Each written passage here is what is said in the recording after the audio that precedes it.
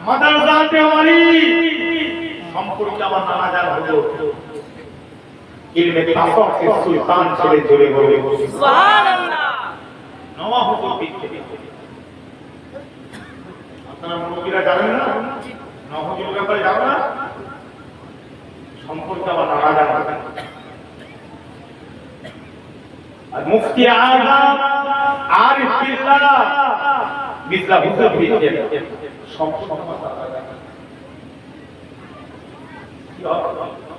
কোটি কোটি টাকার মালিক, বিরাট আসল জিনিস কি ছিল?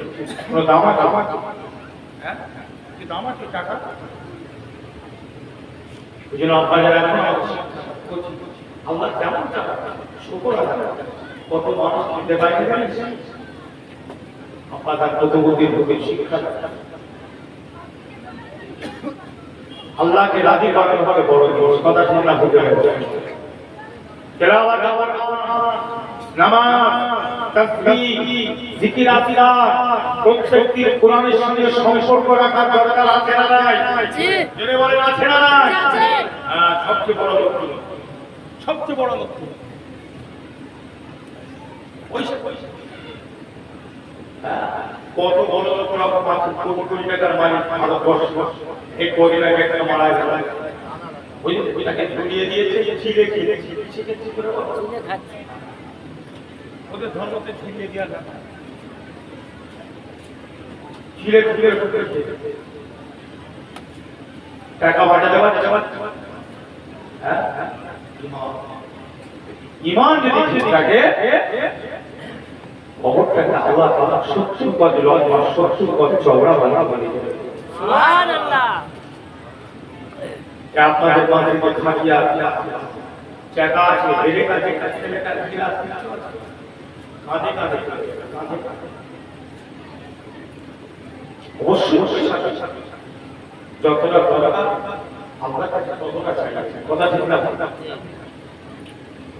যেই দোয়া করে আল্লাহ জান্নাত করে বড় কথা একবার বলি আল্লাহ হুজুর দোয়া করে আমার সমাজে নবী পাকের দিদার করা হুজুর দোয়া করে আল্লাহ তাআলা আমাকে রাখি হয় রাহাতি যদি আল্লাহ হয়ে যায় তাহলে তো আল্লাহ যা আল্লাহকে যাচাই না চাই শুধু বলে আমার বড় লোক পড়ে যাচ্ছে বেশি বেশি একটা গাড়ি আছে দুটো গাড়ি আছে আর হুজুর দোয়া করে কোরআন শরীফ পড়তে মন যায় না, মনটা কোরআনের দিকে টানে না, মনটা যদি একটু কোরআন শরীফের দিকে টানে একটু যেন কোরআন শরীফ পড়তে পারে। আল্লাহ তাআলা কোরআনের সঙ্গে সম্পর্ক তৈরি করে দেয়। সুবহানাল্লাহ। এই দোয়াটা করবেন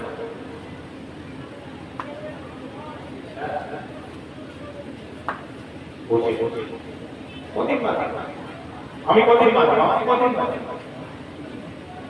একটা সেকেন্ডের ব্যাপার মালাক মালাককে হুকুম দিয়ে এখানে বসে বসে আমি মরে যাব।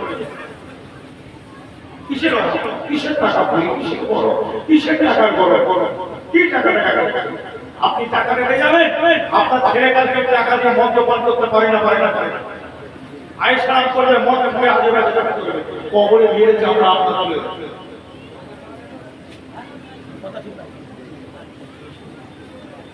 শরীয়ত শরীয়ত কাজ করবে। আপনি টাকা রেখে গেছেন জমি রেখে গেছেন জায়গা রেখে গেছেন আপনার ছেলে সেই টাকা পয়সা নিয়ে শরীয়ত শরীয়ত কাজ করবে। হচ্ছে না বলেন না সমাজে হচ্ছে না?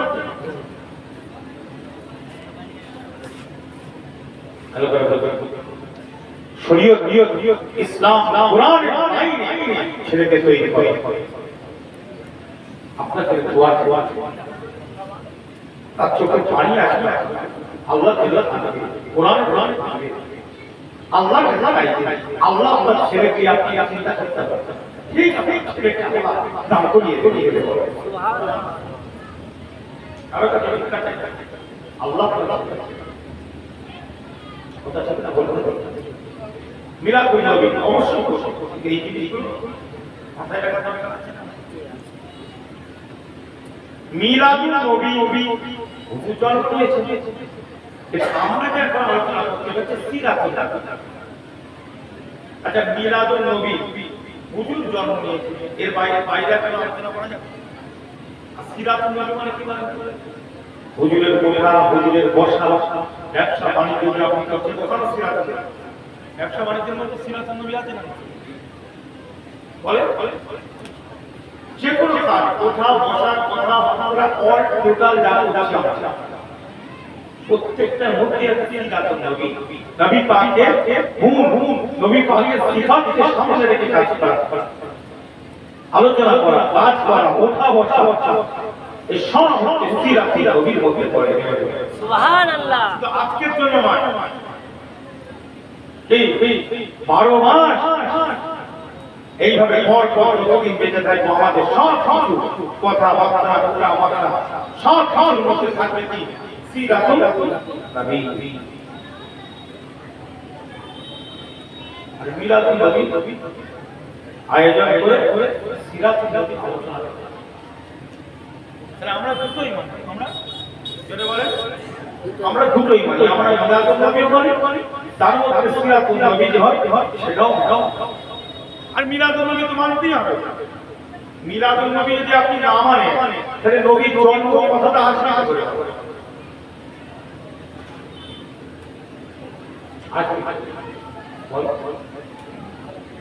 মা জাআ ফি মিলাদিন নবী, তিরমিজি শরীফের সাহিবে তিরমিজি তার হাদিসের মধ্যে পরিষ্কার একটা বান এনেছেন। সুবহানাল্লাহ। মা জাআ ফি মিলাদিন নবী, হুজুরের জন্ম বৃত্তান্ত নিয়ে আলোচনা। হুজুরের জন্ম নিয়ে একটা অধ্যায় তৈরি করেছেন সাহিবে তিরমিজি। এর বাইরে আর কিছু কথা বলা যায় না। মিশরের বড় মুহাদ্দিস শাইখুল হাদিস, আমি আগে দেখছিলাম, আমার সাথে ওনার মানে যোগাযোগ তো উনি বক্তব্য দিচ্ছিলেন। মিশরের অত বড় একজন লেকচারার জামিয়া আহমেদ শাইখুল হাদিস, তিনিও মওলুদুন নবীর ব্যাপারে আলোচনা করছেন। কত সুন্দর সুবহানাল্লাহ। তারা কিছু জানে না, তারা সব জাহেল। অত বড় বড় পণ্ডিত ওমান থেকে কাবার থেকে মিশর থেকে নিয়ে তারাও তো পড়াশোনা করেছেন করে। পৃথিবীতে যদি মুসলমান দেশ 8টা দেশ থাকে, কম বেশি বেশিরভাগ দেশ এই খবর নেয় এই ঈদে মিলাদ নবীতে তারা ছুটি ঘোষণা দিয়েছে। সুবহানাল্লাহ। কেন? আল্লাহর নবী তো আমাদের ঈমান। আবার আমার অন্য ধর্মাবলম্বী মানুষের কাছে আল্লাহর নবী একজন মহা মানব। এটা কে মেনে নিয়েছে? এই আট তার কিতাবের মধ্যে সেটা পুস্তক লিখেছে 100 জন মনীষী নিয়ে প্রথম জীবনী আলোচনা করেছে আল্লাহর নবীকে নিয়ে তৈরি করেছে। সুবহানাল্লাহ।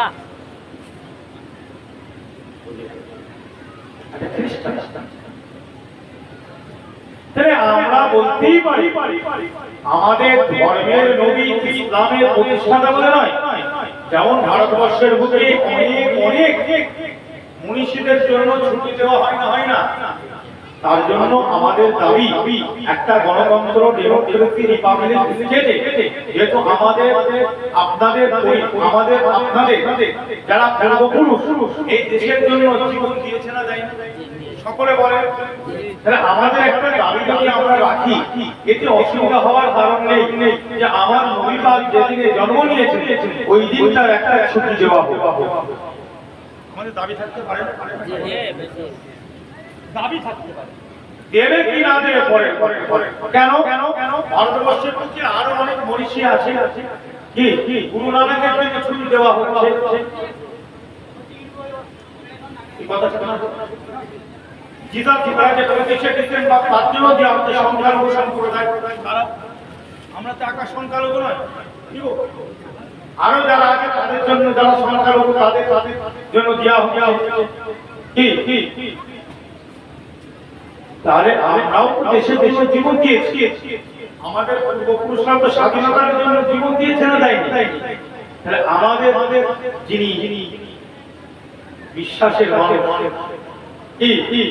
মুহাম্মদ সাল্লাল্লাহু আলাইহি ওয়াসাল্লামের জন্য যদি একদিন ছুটি দেওয়া হয়, অবশ্যই এটা আমার দাবি। এটা আমার দাবি, আপনার লজিকের উপরে যদি কথা বলেন, সবার জন্য দেওয়া হচ্ছে, আমার নবীর চোখে দেওয়া হচ্ছে।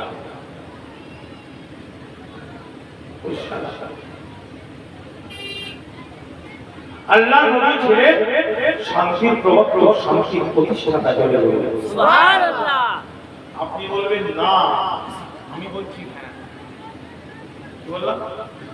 আপনি বলবেন না, আমি বলবো হ্যাঁ। কেন? আপনি কি কাজওয়ারি দেখাচ্ছেন? আমাকে আপনি বলতে পারেন, আম্মা তুমি কি, আপনি কি কাজওয়ারি দেখাচ্ছেন যে আমার নিজের শান্তির প্রতিষ্ঠাতা সেটা কাজওয়ারি দেখাচ্ছেন? কোথা থেকে পেলেন? আমি পাই, আমি যা উপকার পেয়েছি পরের কথা। রবীন্দ্রনাথ ঠাকুর বলেন, এবার কি বলবে? বিবেকানন্দ বলে গেছে, প্রমাণ দিয়ে যাবে। এবার কি বলে? মহাত্মা গান্ধী বলে গেছে, ডক্টর মুর বলে গেছে, এই হাট বলে গেছে, বাসওয়াত কবির বলে গেছে, বান্নাসা বলে গেছে, ফরমার প্রেসিডেন্ট অফ ইন্ডিয়া রাজা কৃষ্ণন বলেছে, মরিসাইনি বলেছে, বলে ডারউইন থেকে, আইনস্টাইন থেকে, গ্যালিলিও থেকে, কোপার্নিকাস থেকে নিয়ে বড় বড় শিক্ষিত বুদ্ধিজীবী যারা, আমি যাদের নাম বললাম, একটা মুসলমান নয়, একটা ইসলাম ধর্ম গ্রহণকারী লোক নয়, এই মানুষগুলো বলে গেছে আল্লাহ নবীর ব্যাপারে যে তিনি একজন শান্তির প্রতীক, একজন ভালো মানুষ, একজন রাষ্ট্রনায়ক, একজন রাষ্ট্রনায়ক ছেড়ে চলে বলে। তাহলে তাদের থেকে আমিও বেশি বুঝি না, আপনিও বেশি বোঝেন?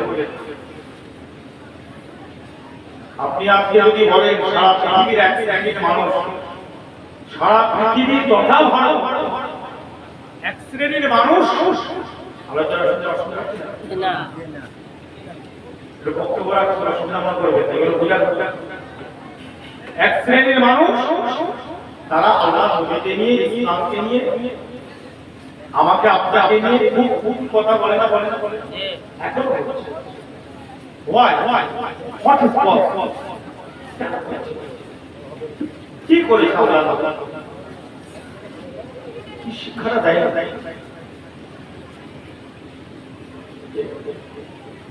ভাই মুসলমান ইমানদারেরা, আপনার আমার নবী মুহাম্মদ রাসূলুল্লাহ সাল্লাল্লাহু আলাইহি ওয়াসাল্লাম ওয়ামা আরসালনাকা ইল্লা রাহমাতাল লিল আলামিন, তিনি শুধু মুসলমানের জন্য নয়, শুধু মুসলমানের জন্য নয়, মুসলমানের জন্য নয়, বিশ্ববাসীর জন্য আল্লাহ পাক দুনিয়া জুড়ে তাকে রহমত করে পাঠিয়েছিলেন। ওয়ামা আরসালনাকা ইল্লা রাহমাতাল লিল মুসলিমিন, লেখা আছে রহমাতাল লিল মুসলিমিন লেখা আছে যে আল্লাহ পাক নবীকে শুধু মুসলমানদের জন্য রহমত করে পাঠিয়েছেন না, রহমাতাল লিল আলামিন বলে লেখা আছে। মিলাদুন নবী, সিরাতুন নবীতে এই আলোচনাগুলো দরকার। আরে মিলাদ আর সিরাত জায়েজ আছে, এটা আমি বললেই বা না বললেই ভাই, আমার থেকে বড় বড় আলেম ওলামারা বলে দিয়ে চলে গেছে। সাহেবে তিরমিজি যখন তার হাদিসের মধ্যে বাবু মা জানাতি মিলাদুন নবী নিয়ে চলে এসেছে, এখানে কারো প্রশ্ন চিহ্ন থাকা উচিত নয় বলে। এবারে আপনি বলবেন হুজুর ঠিক আছে মিলাদুন নবী মানলাম, কিন্তু আমরা যে এইভাবে করছি এটা কি সাহাবারা করেছে? প্রশ্ন থাকতে পারে, কি কথা বলবেন? হ্যাঁ মিলাদুন নবী ঠিক আছে, কিন্তু এই যে আমরা এইভাবে আলাদা করে এইভাবে যে একটা মাহফিল করে করছি,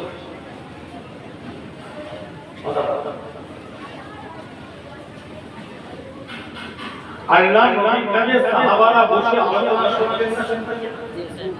ভালো করে শুনবেন, খুব সূক্ষ্মভাবে মাত্রাটা বুঝবেন। আচ্ছা নবীর যুগে কি মাদ্রাসা ছিল? আমরা যেমন মাদ্রাসায় পড়ি আওয়াল কোন সোম জাহানা হানজাম কাইটি হাজির নামে কি মুমতাজুল ফুকা মুমতাজুল মুহাদ্দিসিন সব আছে না? জামিয়া আজহার হাদিসের উপরে অনার গ্রন্থারে এইসব কি নবীর যুগে এই সিস্টেমটা ছিল? আমি উত্তর দেবেন, এই সিস্টেমগুলো ছিল? আচ্ছা, মাদ্রাসা কি দিনের মধ্যে না দিনের বাইরে? আচ্ছা, মুখিয়ে যাচ্ছি মাদ্রাসা আমার দিন। আচ্ছা, মাদ্রাসায় দান করলে সব আছে মানে মাদ্রাসা ওই জন্য তো মানুষ দান করে। তাহলে মাদ্রাসা নিশ্চয়ই দিনের বাইরে বাইরে নয়। যদি দিনের বাইরে হতো তাহলে তো সাধারণ দান করলে সব থাকবে। দিনের মধ্যে বলেই তো সব আছে মাদ্রাসায়। তো রাসূল পাক সাল্লাল্লাহু আলাইহি ওয়াসাল্লামের যুগে এক এক সিস্টেমে মাদ্রাসাগুলো চলছে। বিল্ডিং করে যেভাবে সিস্টেম পরীক্ষা হাফিয়ালি আনোয়ার থেকে নিয়ে আপনার সার্টিফিকেট দেওয়া থেকে নিয়ে তারপরে আমাদের হাদিস মাদ্রাসাতে আবার দাওরা হাদিস। রাসূলুল্লাহর যুগে দাওরা হাদিস ছিল। মুমতাজুল দৌলা ছিল। মুমতাজুল মুহাদ্দিসিন সবচেয়ে সিস্টেম ছিল। আবার তার উপরে দাওরা হাদিস হয়ে যাওয়ার পরে সাথে বুখারীর জন্য আগে পড়ানো তার জন্য আবার একটা অনুষ্ঠান করে মানুষ হচ্ছে না হচ্ছে না। এগুলো কি নবীর যুগে ছিল? তাহলে এগুলো তো বিদআত। জি। এগুলো তো বিদআত।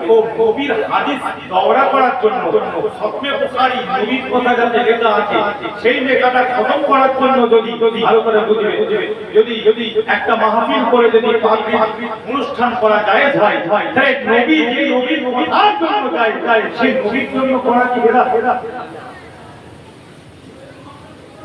তাহলে ওটাও নেই, ওটাও নেই, এটাও সব ইমাম আল্লাহর ওলি শরীফের ওলিরা ইমাম একটা সিস্টেম তৈরি করেছে।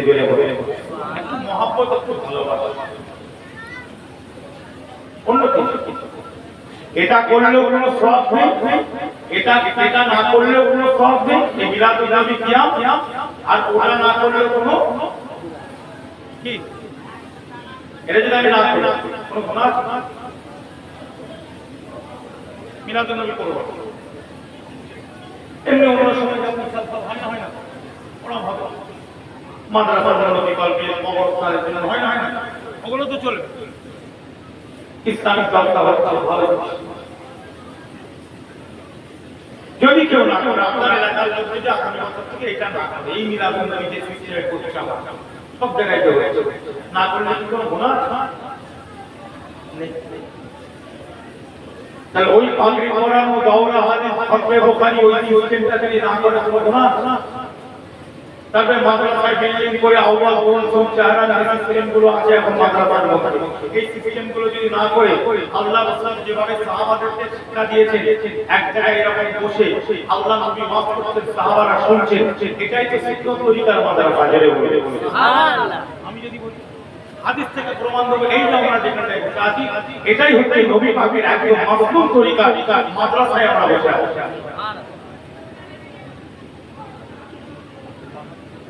আর এই যে মাদ্রাসা আওয়াজ দোম চাহারা পাঞ্জাব এসব সিস্টেম নবীর যুগে কোনো কিলাস কিছু পরীক্ষায় ছিল। তারা তো সবই বিদআত, সবই তুলে দেন। কথা হচ্ছে আমাদের একটু বোঝার ব্যাপার আছে। কথা বলেন, কোনো ঝগড়া ঝামেলা যেতে করতে করবেন বুঝতে হবে। ঠান্ডা মাথায় বুঝে সমাজে নিজেদের মধ্যে নিজে বিভাজন জাবেদ করলে এটা আমাদের ক্ষতি আছে না। জোরে বলে এটা আল্লাহর নবীকে কিছু মানুষ বলছে অমুক অমুক বলছে না বলছে না।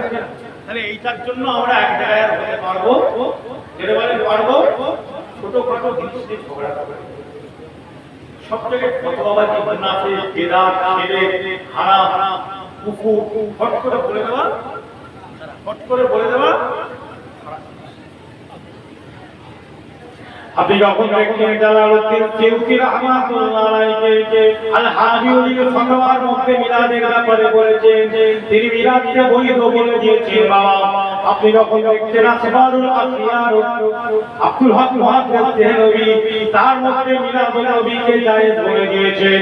আপনি যখন দেখছেন ইমাম সুবকি যখন মিলাদকে জায়েজ বলে দিয়েছেন। আপনি যখন দেখছেন শাহ ওলিউল্লাহ মুহাদ্দিস দেহলভী আমাদের সকলের পীর মুর্শিদ তিনি মিলাদকে জায়েজ করে দিয়েছে। আপনি যখন দেখছেন হাজী ইমদাদুল্লাহ মহাবেহমানি কাসেম নানভী হুজুর আশরাফী খান বিনতি তিনি মিলাদুন নবীকে জায়েজ করেছেন, কিয়ামকে জায়েজ করে দিয়েছে। আপনি যখন দেখছেন সারা পৃথিবীর এরকম বড় বড় মুফাসসিরিন কিরামি মাসালান থেকে নিয়ে বাবাজি অনেকে এরকম নাম মুস্তালানি থেকে নিয়ে সকলে কিন্তু মিলাদের ব্যাপারে কোনো হারাম শিরক বিদআতে ফতোয়া দেননি এরকম। তাহলে আমার আপনার দেওয়াতে কোনো দরকার লাগে না। ইমাম হাসান আসকালানি কত বড় মুহাদ্দিস ছিলেন বলুন আপনারা? আমি বলি বুখারী শরীফ তিনি লিখেছেন, আমরা বলি না আর কিছু বলে গেছে কেউ করবে না এটা দিতে পারছো না কাজে করছে ঝামেলা জড় নিজেদের আমরা তো ফরজ করছি না, ওয়াজিব করছি না, সুন্নাতকে মুআক্কাদা করছি না, না করলে গুনাহ। একটা ইশক, একটা মহব্বত, একটা ভালোবাসা, এটা আমরা করি দেবে। সুবহানাল্লাহ। বড় বড় ইমাম এগুলো দাদা বন্ধে তৈরি নয়, এই সকলে জায়েজ হয়েছে বলে দাদা বন্ধে তৈরি আল্লাহ বলে জায়েজ। আহমদুল্লাহ সাহেব জায়েজ এই কথা, আব্দুল মামুন সাহেব মেশানাপুরি হুজুর জায়েজ কথা বলতে যাচ্ছে না। জি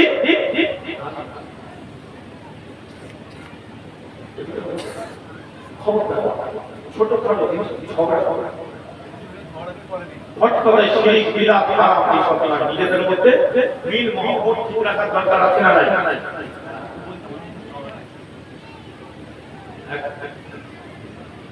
ঠিক বলছিলাম কি ভাই? চুপ করে আমি আপনার আগে ওয়াজ করছি, অনেক জন আছে আপনি চুপ করে ওয়াজটা আমি করছি না, আপনি করছেন না। যেটা বলছি ঠিকই বলছি, আমি এখানে আছি না, আপনি কেন কথা বলছেন ভাই? আপনি বক্তা আমাকে রাজ করে এনেছেন, চুপ করে বসেন না, শোনেন না, মাসের কথা বলে পরে তো শুনে বসেন কেন কথা বলছেন? চুপ করে বসেন। বয়স্ক আছেন, বয়স্ক প্রতি সম্মান রাখার চেষ্টা করেন, চুপ করে বসেন, মাছ শুনুন। খুব বুঝে গেছেন আপনি কেন বলছেন? তাই সবাই করে না, আমি বুঝে বসছি, আপনি মাছ করুন। চুপ করে বসেন, কথা শুনুন। দাওয়াত করেছে যেমন কথা শুনুন, আদার বলে শুনবো না চলে যাচ্ছে, বেকার ডিস্টার্ব করছে। মুহাম্মাদের সঙ্গে আল্লাহুম্মা সাল্লি আলা ওয়া আলা আলি সাইয়্যিদিনা মাওলানা মুহাম্মদ। আমি কেন বেদাত শিরক বলছিলেন আপনাদের এলাকার জন্য বলছি না, অনেকটা আছে ভাই, আমি এটা শান্তির জন্য বলছি, এখানে না বলতে পারি সেই জন্য সমাজ মানের মধ্যে ছোটখাটো আমাদের না বলে আমাদের একসাথে আলাপ আলোচনা করে বসে শান্তি সমাধি আছে না সেই আমার উদ্দেশ্যটা নয়। কেউ যদি বলেও পুরো এসে যায় না, কেউ না বলেও পুরো এসে যায়, কারণ আমার দাদা ঠিককে আমরা মানি, আমার মুজাদ্দিদ আমাদের ইমামুল হুদা বলে সুবহানাল্লাহ। কথা বুঝে গেছেন? আমরা তো অনেকে বলছি আমরা এক করে থাকবো, বলছি না আমাদের মধ্যে তাহলে আমরা বলছি আমরা এক হয়ে কাজ করবো, এই যে ওয়াকা বাকিয়া বলে এই বলে বলছি না তাহলে আমরা যখন এক বলছি এটা কাজে করলে তো অসুবিধা নেই। এমন আলোচনা আমাদের করা উচিত না যে আমার মনে, কিন্তু প্রত্যেকেরই একটা করে কি আছে, আরে আছে না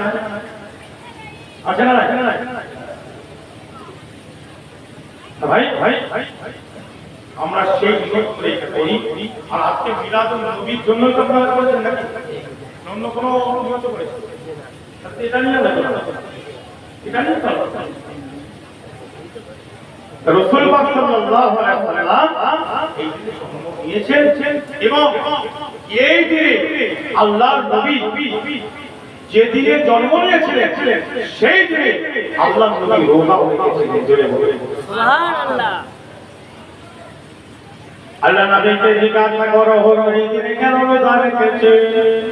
এ মুসলমান ইমানদারেরা, আপনার নবী মুহাম্মদ রাসূলুল্লাহ সাল্লাল্লাহু আলাইহি ওয়াসাল্লাম ওই সময় বলেছিলেন, এ আমার সাহাবা সবাইকে দাও, রেখে দাও, আমি নবী মুহাম্মদ রাসূলুল্লাহ সাল্লাল্লাহু আলাইহি ওয়াসাল্লাম এই জন্য রোজা রেখেছি, এই দিনে আমি নবী জন্ম নিয়েছি আর এই দিনে আমার উপরে আল্লাহ কোরআন নাযিল করেছে, সেই জন্য আমি নবী এই দিনে রোজা রেখেছি।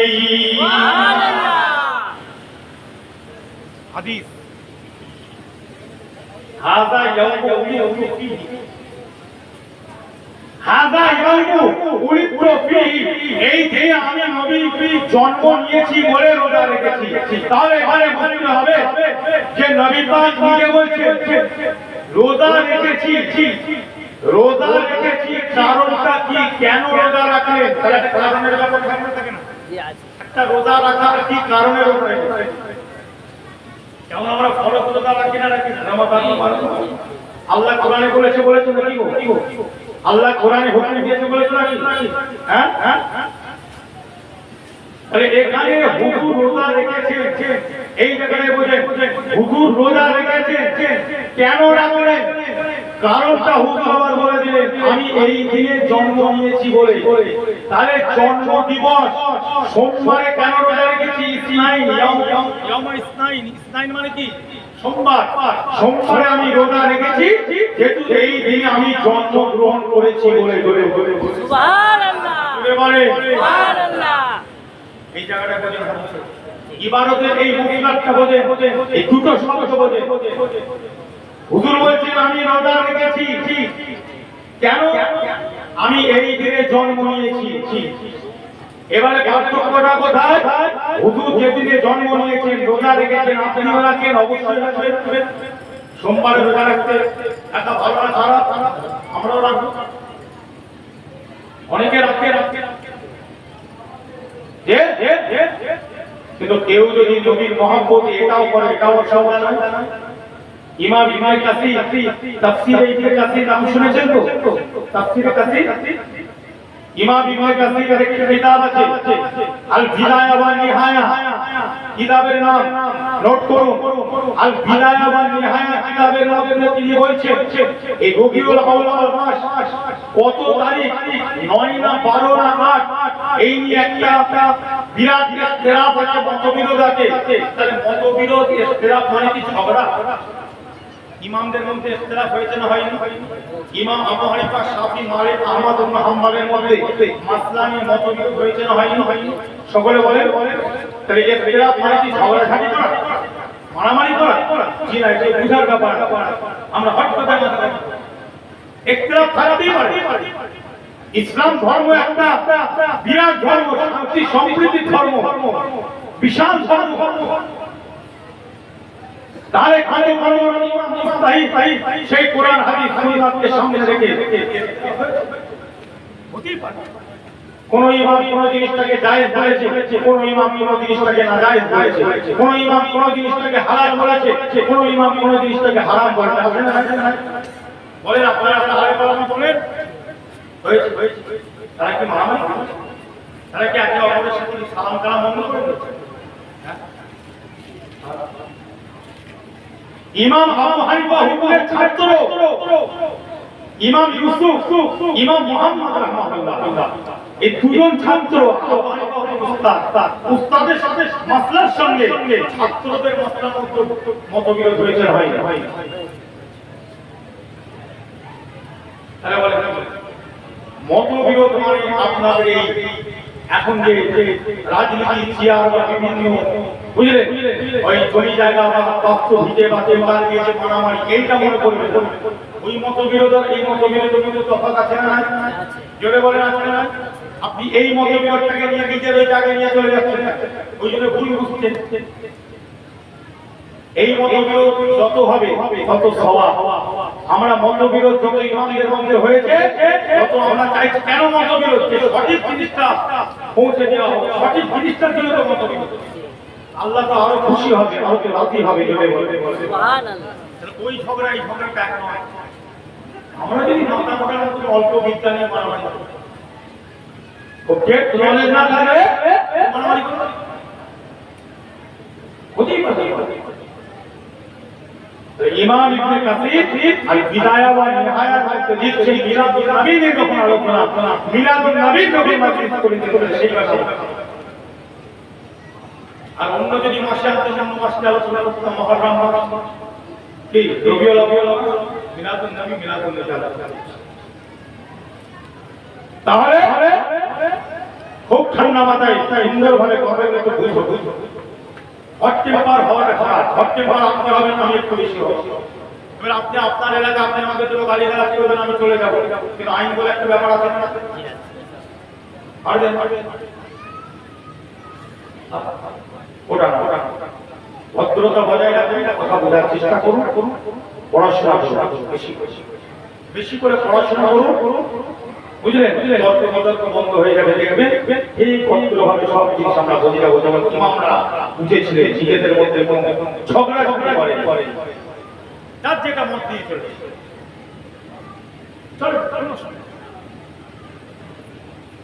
ভাই সবাই ভালো করে বোঝার চেষ্টা করুন। তাহলে ইমাম ইবনে কাসির আল বিদায়া ওয়া নিহায়া লিখছে এই রবিউল আউয়াল মাস অনেকে 9 তারিখও বলেছে, অনেকে 12 তারিখও বলেছে। কি বলেছে? বলেছে 9 তারিখ, অনেকে 12 তারিখ।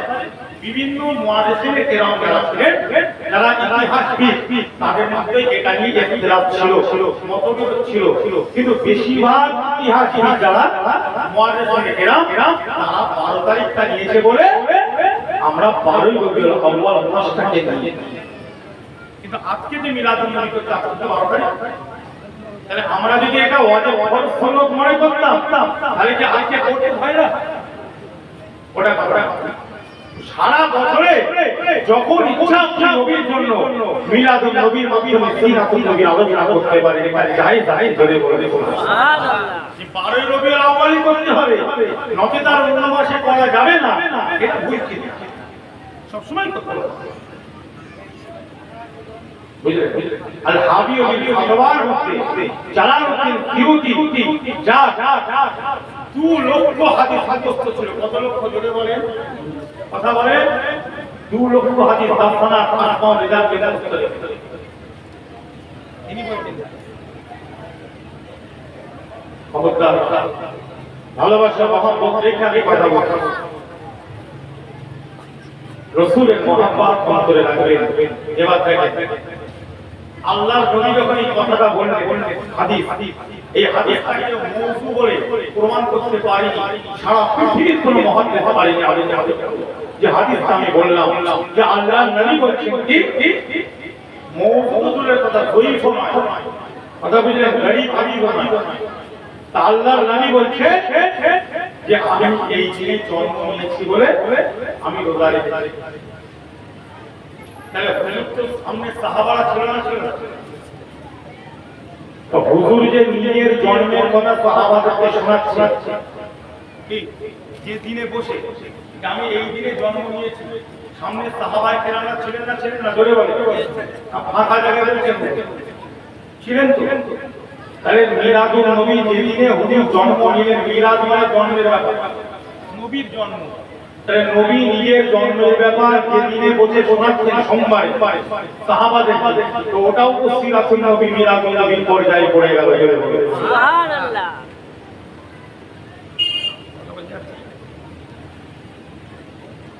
ব্যাপার এই জায়গায় কোন জিনিস যদি আপনি বেশি মুখলাতে যান অসুবিধা আছে। বিদআত অনেক এখন আমরা করি, কিন্তু বিদআতের নাম তো ভাগ আছে, বিদআত হাসানা, বিদআত সাহিহা। আমি ভাবটা করি এই ভাবটা হযরত ওমর ফারুক বুখারী শরীফে দেখবেন, জি তারাবির নামাজ জামাতের সঙ্গে আদায় করা, এই খতমে তারাবি, বাসমালা তারাবি, এই সব নবীর সময় ছিল না, আবু বকর বকরের সময়ও এটা বলে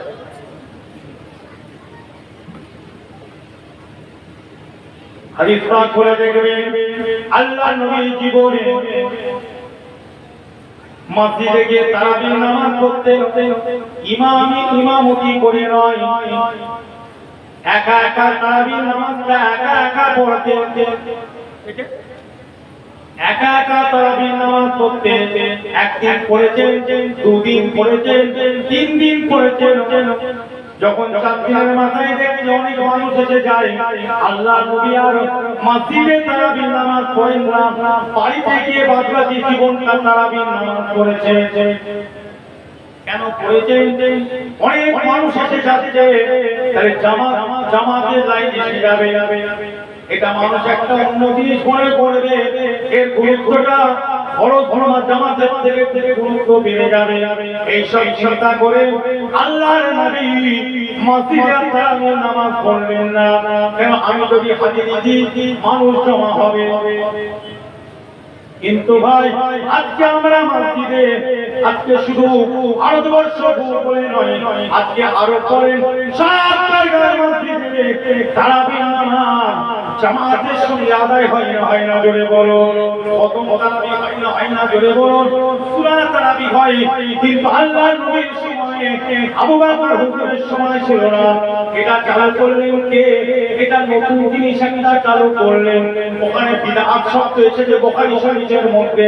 হযরত ওমর ফারুক রাদিয়াল্লাহু তাআলা যখন 10 বছর খলিফা ছিলেন, সঙ্গে সঙ্গে উমাইয়া ইবনে কাবকে হুকুম দিয়ে দিয়েছিলেন, হে উমাইয়া ইবনে কাব, তুমি তারাবির নামাজ জামাতের সঙ্গে আমি ওমর অর্ডার দিলাম, তুমি জামাতটা ইমাম হয়ে তুমি তারাবির নামাজটা লোকেদেরকে পড়াও জোরে বলে। নারে তাকবীর, নারে তাকবীর। উমাইয়া ইবনে কাব মনে রাখবেন, হাদিস বুখারী শরীফ। এই জামাত চালু হয়ে গেল, তাহলে জামাত কি নবীর যুগে ছিল? হাদিসের কথা বলে আবু বকর হুজুরের যুগে ছিল না। ওই সময় ওমর ফারুক হুজুরকে ওই সময় অনেক সাহাবায়ে কেরাম, অনেক সাহাবা বেঁচে ছিল না জোরে বলে। হ্যাঁ তারা বলেছিল, এই ওমর ফারুক, এই খলিফাতুল মুসলিমিন, আপনি তো আমাদের রাষ্ট্রনায়ক, আমাদের খলিফা, কিন্তু আমরা তো নবী পাককে এইভাবে জামাতের সঙ্গে তারাবি পড়তে দেখি নাই। আমরা তো আবু বকর হুজুরের সময় এরকম দেখি নাই। আপনি একটা বিদআত চালু করলেন, আপনি একটা বিদআত কেন চালু করলেন? বিদআত হলো নতুন জিনিস, নতুন জিনিস। আপনি একটা বিদআত চালু করলেন, আপনি একটা নতুন জিনিস চালু করলেন। ওই সময় ওমর ফারুক রাদিয়াল্লাহু তাআলা আনহু বলেছিলেন, বুখারী শরীফ পড়ে দেখে নেবেন, হযরত ওমর ফারুক রাদিয়াল্লাহু তাআলা আনহু বলেন, হে সাহাবা, নবী সাহাবা, হে নবী সাহাবা, শুনে যাও, আমি ওমর ফারুক রাদিয়াল্লাহু তাআলা আনহু এটা আমি চালু করেছি ইজতিহাদি মাসলাতে, ইজতিহাদি কিসে জোরে বলেন? ইজতিহাদ। তাহলে মুজতাহিদের ব্যাপার আছে না নাই? ইমামের ব্যাপার আছে না নাই? জোরে বলে। আমরা আহলে জামাত, আমরা আবু হানিফাকে মানি না জোরে বলে। কেউ মালিককে মানে, কেউ শাফিঈকে মানে, কেউ আহমদ হাম্বলকে মানে। চার ইমামের যে কোনো একজনকে মেনে চললে, আচ্ছা অনেকে হাতে এখানে বাঁধে, আমরা কিন্তু বিরোধী নয়। এখানে বাঁধার বিরোধী করা যাবে না। অনেকে হাত ঢালে, যাবে না। কেউ যদি এটা মাথায় রাখবে, আমলটার বিরোধী করা যাবে, কিন্তু একটা ইমামের ইক্তেদা করে না বলে আমরা যারা এটা করছে তারা শুধু বলুক আমরা হামলালি, আমরা সাফি, সব মিশে যাবে। যে একটা ইমামের ইক্তেদা আপনাকে করতে হবে। কোরআন শরীফ পড়তে গেলে একা একা হয় না, একটা হাফেজের কাছে বসে দরকার লাগে না? যে কোনো শিক্ষা নিতে গেলে, যে কোনো ব্যাপার, ব্যবসা বাণিজ্য, যে কোনো লাইন বলে, একটা শিক্ষকের দরকার আছে না নাই? বই দিয়ে পড়তে পারবে? হ্যাঁ, এই বাচ্চা ছেলেটাকে যদি আমরা একটা কিতাব দিয়ে পড়তে পারবে, তাহলে একটা উস্তাদ, প্রত্যেক জিনিস একটা উস্তাদের দরকার। তাহলে আজকে আল্লাহ রাসূল আল্লাহ নবীর আমরা হাদিস পেয়েছি, ওখানেও ইমাম বুখারী তো নিজেই ইমাম ছিলেন, জোরে বলে সুবহানাল্লাহ। বুখারী শরীফ। এই বুখারী কার নাম বলেন তো? এই বুখারী শব্দটা কি বলতে পারবেন? যারা আলেম আছেন বলবেন না, সাধারণ মানুষ বলেন তো। অনেকে তো বলে বুখারী বুখারী বুখারী, এই বুখারী মানে কি বলেন তো? তাহলে কথাগুলো বোঝে, কানে আঙুল দিয়ে শুধু কান দিয়ে ওয়াজ করে চলে যাওয়া হবে না, এগুলো আমাদের জানার দরকার আছে না নয়? বুখারী, এই বুখারা একটা নগরের নাম, সামারকান্দার বুখারা। এই ইসমাইল, ওনার নাম ছিল মোহাম্মদ ইসমাইল, ওনার নাম কিন্তু বুখারী নয়। উনি যেহেতু ওই জায়গায় জন্ম নিয়েছিলেন বলে ওনাকে বুখারী বলা হতো। যেমন আপনি হলেন মেদিনীপুরি, যেহেতু মেদিনীপুরে আপনার জন্ম বলে, কথা বুঝে যাচ্ছে না? জি, বুঝতে পারছেন? তাহলে বুখারা শব্দটা কোনো নাম নয়, ওই জায়গায় উনি জন্ম নিয়েছিলেন বলে জায়গাটার নাম ছিল বুখারা, এই জন্য ওনাকে বুখারী বলা হতো। আর কিতাবের নাম রাখা হয়েছে বুখারী শরীফ। কি শরীফ জোরে বলে? বুখারী নাম। কিতাবটা উনি নিজে সব লেখেননি, উনি বলেছেন ওনার ছাত্ররা সেটা জমা করে পরীক্ষা করে পরবর্তীকালে পর মুফাসসাল তরিকা পর আস্তে আস্তে হাদিসগুলোকে এক জায়গায় এনে পরে জমা করা হয়েছে। ওর মধ্যে অনেকে বলছে ৭৩০০ বা ২০০, এক কথায় ৭০০০-এর উপরে হাদিস জমা ওই হাদিসের মধ্যে এসেছে। ওটা ওনার ছাত্ররা সবাই মিলে ওই সব হাদিস এক জায়গায় করে ওটা আকারে তৈরি করে দিলেন, জোরে বলে সুবহানাল্লাহ।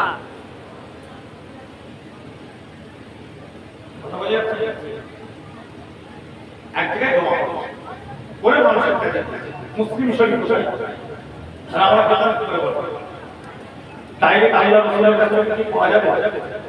তাহলে বুখারী শরীফে যারা কাছে বলেন হাদাসানা আম্বাকানা আখবারানা সামিতু, আছে না? এগুলো কি? আমি অমুকের কাছ থেকে বয়ান করি, আমি অমুকের কাছ থেকে শুনেছি, অমুক এটা বলেছে, পরপর এসে কি আবু হুরায়রা পর্যন্ত পৌঁছে, আব্দুল্লাহ ইবনে ওমর পর্যন্ত পৌঁছে, আব্দুল্লাহ ইবনে মাসউদ আব্দুল্লাহ ইবনে আব্বাস আয়েশা রাদিয়াল্লাহু আনহা এই সব দিচ্ছে ওয়ালা রাসূলুল্লাহ। তাহলে এখানেও সানাদটা কি ইমামের ব্যাপার না? জোরে বলে ইমামের ব্যাপার না? এখনো ইমাম যে কোনো কিতাব আপনি পড়ে, কুরআন শরীফ যদি আপনি বলেন আপনাদের আমি বলছি, আপনি আল্লাহর বাণী, আল্লাহ কাকে দিয়েছেন? এখানে সিলসিলা ছাড়া কোনো লাইন নেই।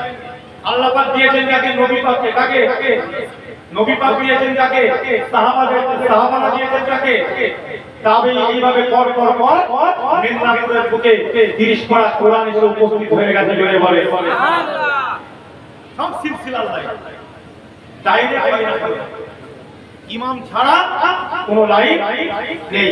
এবারে এই মানুষগুলো কেমন মানুষ, এইটা নিয়ে এবারে ইমামরা একটা সূত্র তৈরি করেছে যাকে আমরা বলি উসুল। যে মানুষটা বলবে, যে মানুষের কাছ থেকে তুমি শুনবে, সে যেন মিথ্যাবাদী না হয়, ইল্লাত এবং শুরু থেকে যেন খালি থাকে, সাম্য যেন থাকে, আদালত যেন থাকে।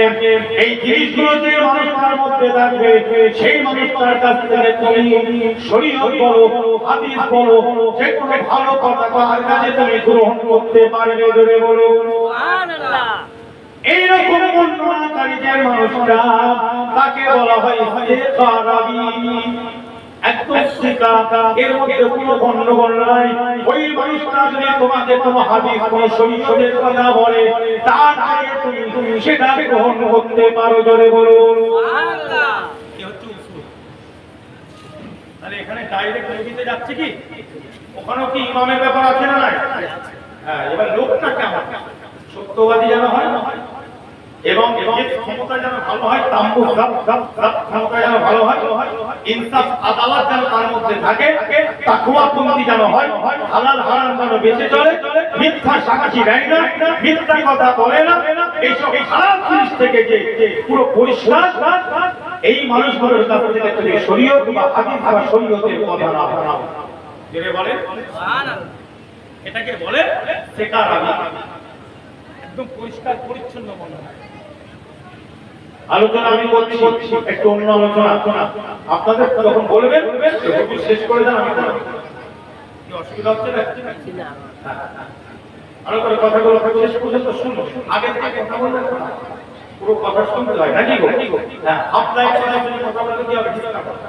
এটা মহাবুদের সামনে আল্লাহু আকবার সাল্লি আলা সাইয়্যিদিনা মাওলানা وعلى آل سيدنا মাওলানা यतीमों को अपने गले से लगाया यतीमों को अपने इश्क किया था यतीमों को अपने उल्फत किया था यतीमों को अपने खाना खिलाया यतीमों को अपने खाना खिलाया यतीमों को अपने पानी पिलाया अल्लाहुम्मा